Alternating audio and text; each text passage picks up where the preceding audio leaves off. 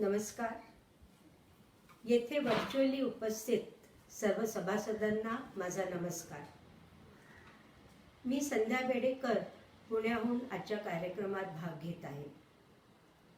आषाढी कार्तिकी वारी महामंडळ जबलपूर द्वारा आयोजित हा नवीन उपक्रम बालभारती कविता पाठ जुन्या आठवणी, हा नवीन उपक्रमामध्ये मला तुम्ही भाग घेण्याची संधी दिली त्याबद्दल मंडळाच्या सर्व पदाधिकाऱ्यांची मी आभारी आहे. ज्येष्ठांचा लॉकडाऊन पिरियड काही अजून संपलेला नाही, त्यामुळे आम्हाला घरातच राहायचं आहे.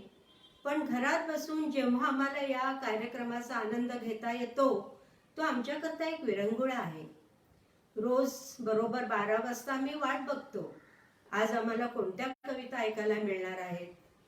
काही काही कविता ओळखीच्या असतात, काही नवीन असतात आणि काही स्वरचितही असतात. त्यामुळे आम्हाला घरात बसून याचा आनंद घेता येतो. त्याबद्दल मी मंडळाच्या सर्व पदाधिकाऱ्यांना धन्यवाद देते, त्यांचं अभिनंदन करते आणि कौतुकही करते. कारण असा कार्यक्रम आयोजनाचे मनात येणे आणि तो कार्यान्वित करणे दोन्ही गोष्टी कौतुकास्पद आहेत. असेच कार्यक्रम पुढे होत राहावे ही आमची शुभेच्छा आहे.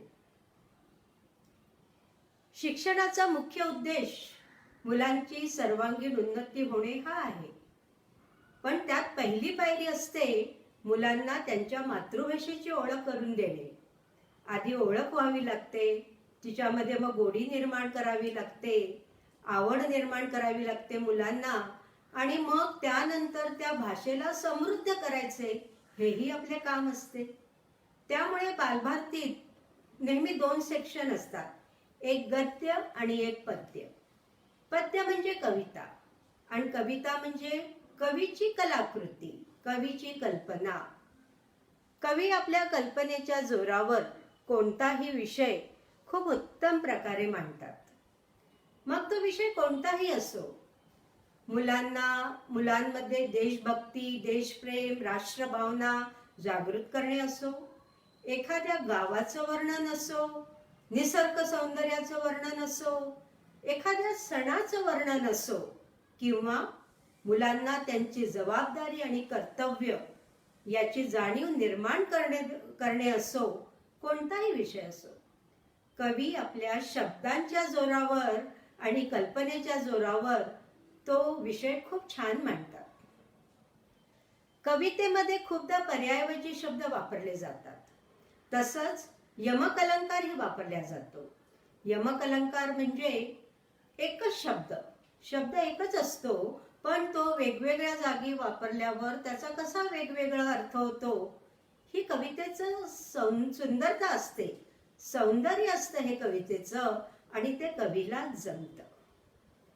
कविता म्हणजे छान तालासुरात म्हणता येण्यासारखी गोष्ट असते.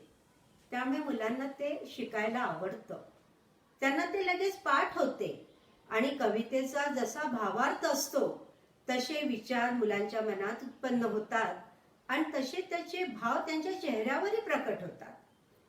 जर कविता नीट छान व्यवस्थित वाचली तर कवितेचा अर्धा अर्थ कविता वाचता वाचताच समजतो. पण जेव्हा शिक्षक कवितेचा अर्थ छान समजवतात तेव्हा तर त्या कवितेची मजा काही औरच असते. आज मी आपल्या समोर महाराष्ट्र स्टेट बोर्डच्या 7व्या वर्गातील बालभारती पुस्तकातील 2 कविता सादर करत आहे. माझी पहिली कविता आहे आम्ही चालवू हा पुढे वारसा. ही कविता श्री जगदीश खेबुडकर यांनी लिहिलेली आहे. ते महाराष्ट्रातले नामवंत कवी आहे. महाराष्ट्रातील अलंकारच आहे म्हटलं तरी चालेल. 50 पेक्षा जास्त प्रतिष्ठित पुरस्कारांनी सन्मानित असलेले हे कवी आहे. या कवितेचा भावार्थ हा आहे की कवी आपल्या गुरुजनांना हे आश्वासन देत आहेत. ते म्हणतायत, गुरुजी तुम्ही आम्हाला जे शिकवलं, तुमच्यामुळे आमच्यामध्ये जे सद्गुण निर्माण झाले, तुम्ही आम्हाला आयुष्याची एक योग्य दिशा जी दाखवली ती तुमच्यामुळे आम्ही आत्मसात केली, आणि आम्ही तुम्हाला आश्वासन देतो की हा वारसा आम्ही पुढेही चालवू. तर कविता आहे, आम्ही चालवू हा पुढे वारसा. गुरूंनी दिला ज्ञानरूपी वसा, आम्ही चालवू हा पुढे वारसा. पिता बंधू स्नेही तुम्ही माऊली, तुम्ही कल्पवृक्षा तळी सावली. तुम्ही सूर्य आम्हा दिला कवडसा, आम्ही चालवू हा पुढे वारसा. जिथे काल अंकुर बिजातले, तिथे आज वेलीवरी ही फुले. फलद्रूप हा वृक्ष व्हावा तसा, आम्ही चालवू हा पुढे वारसा. शिकू धीरता शूरता वीरता, धरू थोर विद्ये सवे नम्रता. मनी ध्यास हा एक लागो असा, आम्ही चालवू हा पुढे वारसा. जरी दुष्ट कोणी करू शासन, गुणी सज्जनांचे करू पालन. मनी मानसी हाच आहे ठसा, आम्ही चालवू हा पुढे वारसा. तुझी त्याग सेवा फळये अशी, तुझी कीर्ती राहील दाही दिशी. अगा पुण्यवंता भल्या माणसा, आम्ही चालवू हा पुढे वारसा. ही श्री जगदीश खेबुडकरांची कविता आहे. ही महाराष्ट्र स्टेट बोर्डच्या 7व्या वर्गाच्या बालभारती पुस्तकात आहे. माझी दुसरी कविता आहे श्री वसंत पट यांची आहे. कवितेचं शीर्षक आहे आभाळाची आम्ही लेकरे. या कवितेत कवी म्हणतात, आम्ही सर्व लेकरे निसर्गाची लेकरे आहोत. आमच्यामध्ये माणुसकीचं नातं आहे.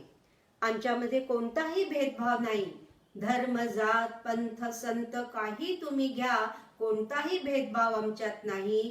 आम्ही माणुसकीचं नातं जपतो आणि ही मानवतावादीची उदात्त संदेश कल्पना कवींनी या कवितेत दिलेला आहे. कवितेचं शीर्षक आहे आभाळाची आम्ही लेकरे. आभाळाची आम्ही लेकरे, काळी माती आई. जात वेगळी नाही आम्हा, धर्म वेगळा नाही. श्रमगंगेच्या तीरावरती कष्टकऱ्यांची आमची वस्ती.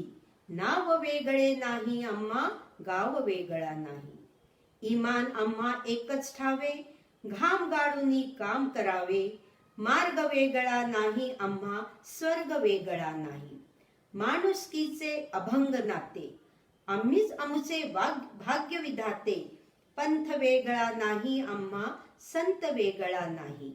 कोटी कोटी हे बळकट बाहू, जगन्नाथ रथ ओढून नेऊ.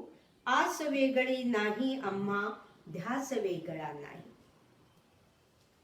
या माझ्या 2 कविता बालभारती पुस्तकातील झाल्या. आता माझी तिसरी जी कविता आहे ती रेश्मा कारखानेस नावाची एक तरुण मुलगी आहे. तिने लिहिलेली ही कविता आहे आणि तिनेच म्हटलेली पण ही कविता आहे. ही कविता मला खूप आवडते आणि मला आशाने खात्री आहे की तुम्हाला ही कविता नक्की आवडेल. कारण या कवितेत कवयित्रीने थेट देवाला प्रश्न विचारला आहे. म्हणजे देवाला प्रश्न विचारण्या एवढी ताकद या कवितेत आहे. कवयित्रीला जर सामाजिक भान असेल तर तिच्या कवितेत कसं प्रकर्षानं जाणवतं हेही आपल्याला या कवितेत दिसून येईल. कवयित्री रेश्मा कारखानीस हिने जी कविता लिहिलेली आहे ती सध्याच्या सामाजिक परिस्थितीला हुबेहूब लागू पडते. कवितेचं शीर्षक आहे पुन्हा एकदा अवतार घे. पुन्हा एकदा अवतार घे. कर्मण्येवाधिकारस्ते मा फलेषु कदाचन. कर्मण्येवाधिकारस्ते मा फलेषु कदाचन. अनेक वेळा ऐकलीये तुझी ही गीतेतली वचन. तुला काय लागते सांगायला? इथे आम्हाला लागते भोगायला. हो हो कबूल आहेस, तूही भोगत होतास. अरे पण मानव अवतारात असलास तरी शेवटी तू देवच होतास. आम्ही सामान्य माणसं इतकी सहनशक्ती कुठून आणणार?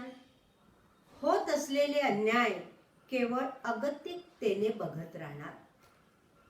त्या कंसाने स्वतःचा जीव वाचावा म्हणून दुसऱ्याची पोरं मारली. ती तुझी भावंड होती म्हणून का तू त्याला लगेच शिक्षा केलीस? अरे या कलियुगातील कंसांपेक्षा तुझा मामा बराच म्हणावा. कोणी पुत्रप्राप्तीच्या हव्यासापायी पोटच्या पोरीचा गर्भावस्थेतच जीव का घ्यावा? आणखी किती मुली येथे जन्मण्याआधीच मारल्या जाणार आहेत? त्या कंसाचा वध केलास, यांना शासन केव्हा करणार? आणि काय रे, एका द्रौपदीला वस्त्रे पुरवून तू स्वतःला देव म्हणतोस? इथे अनेक स्त्रियांचे बलात्कार होतात, त्यावेळी तू कुठे असतोस? दुराचारी दुर्योधन दुःशासन ताठ मानेनं मोकाट फिरतात. अन्याय झालेल्या स्त्रीला मात्र सामाजिक घाव झेलावे लागतात. सत्तेसाठी लोचट अनेक धृतराष्ट्र आजही येथे जगतायत.